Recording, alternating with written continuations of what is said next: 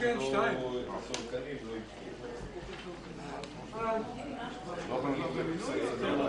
היי, מאיר. מאיר. עדיין.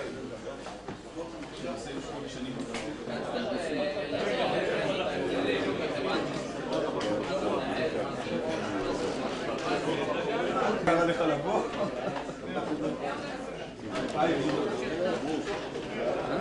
חשבתי כל הלילה, הלכתי לישון ב6:15 בבוקר. מאיר, אני בא מזה שלא נשארו בישיבה.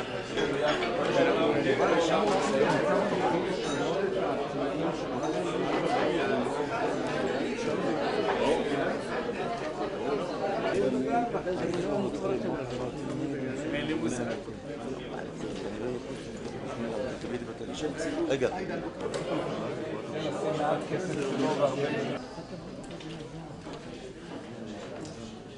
היום כ"ו בטבת תשע"א, אני מתכבד לפתוח את הישיבה ה-85 של הממשלה. ראש הממשלה יפתח בדברים, בבקשה, אדוני ראש הממשלה.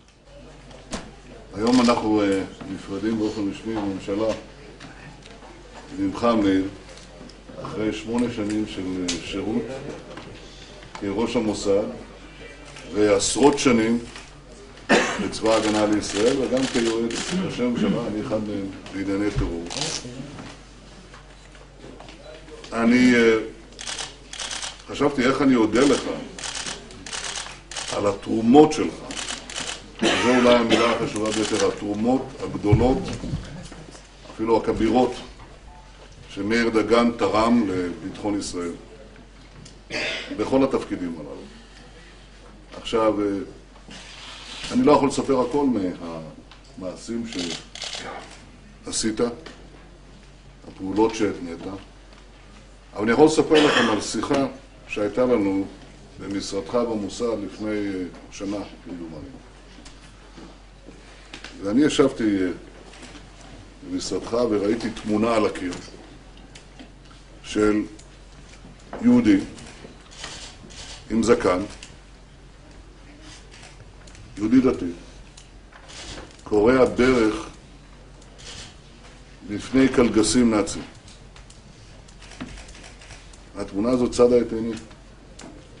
ושאלתי אותך, מי זה? ואמרת, זה סבא שלי. ושאלתי אותך, מה קרה לו?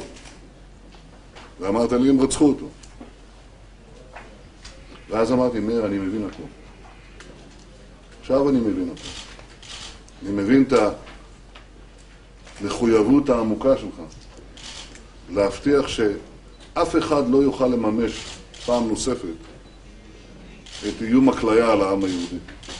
זה צו אישי וצו לאומי, ואתה פעלת לפי הצו הזה. ואני מבקש להודות לך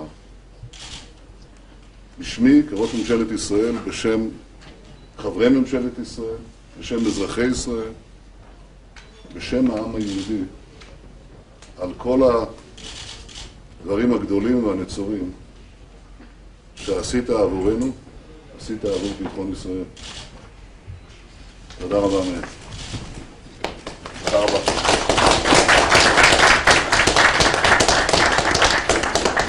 אולי, מאיר, אתה רוצה להתייחס? אני מודה שאני פחות טוב במילים מאשר רוב הציבור שיושב פה, ולכן כתבתי כמה דברים, וברשותך, אדוני ראש הממשלה, הייתי מבקש להשמיע אותם כאן לחברי ממשלת ישראל.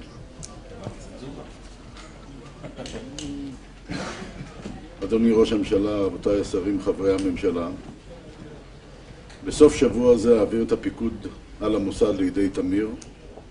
קרוב ל6 שנים הוא שימש כסגני, ואכן, אדוני ראש הממשלה, הוא מינוי ראוי ונכון, ואתגרים קשים, מורכבים ומסובכים עומדים לפניו ובפני המוסד.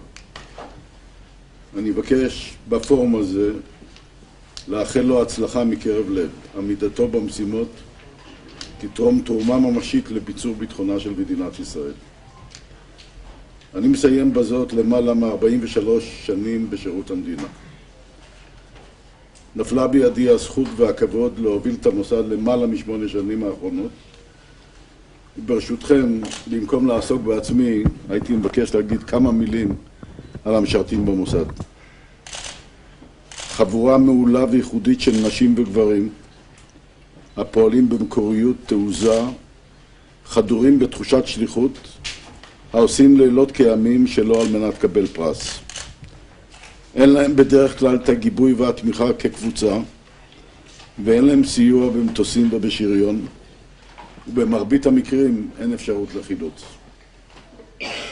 הם פועלים כאשר המגן היחידי הוא חריפות השכל, סיפור הכיסוי ואומץ הלב. אין הם אפילו יכולים לספר לקרובים ביותר להם על מעשיהם, והבדידות היא בן זוג קבוע, ומה שמניע אותם הוא הצורך להגן על עם ישראל והצורך להגן על מדינת ישראל.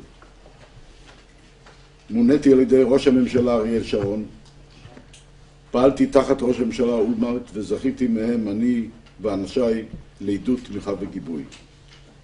אני מבקש, אדוני ראש הממשלה, להודות לך על התמיכה והגיבוי, וברצוני לאחל לך ולממשלת ישראל שתדעו לנווט את המדינה על פני מים סוערים ותביאו את ישראל לחוב מבטחים של שלום, ביטחון ודאגה לצורכי אזרחיה. תפעלו לחזק את הקשר בין העם היהודי בתפוצות למדינת ישראל. והתקיים בכולנו הפסוק מספר יחזקאל, וקיבצתי אתכם מן העמים, ואספתי אתכם מן הארצות אשר נפוצותם בהם, ונתתי לכם את אדמת ישראל. אני עשיתי כמיטב יכולתי. תודה רבה.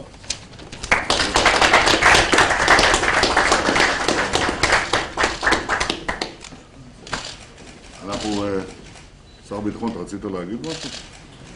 אני נוח לדבר בלי התקשורת, יהיה יותר נוח. גם אני רוצה להגיד כמה דברים בלי התקשורת, אז אנחנו נמשיך בלי התקשורת.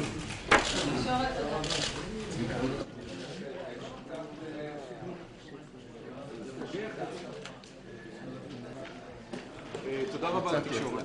לא.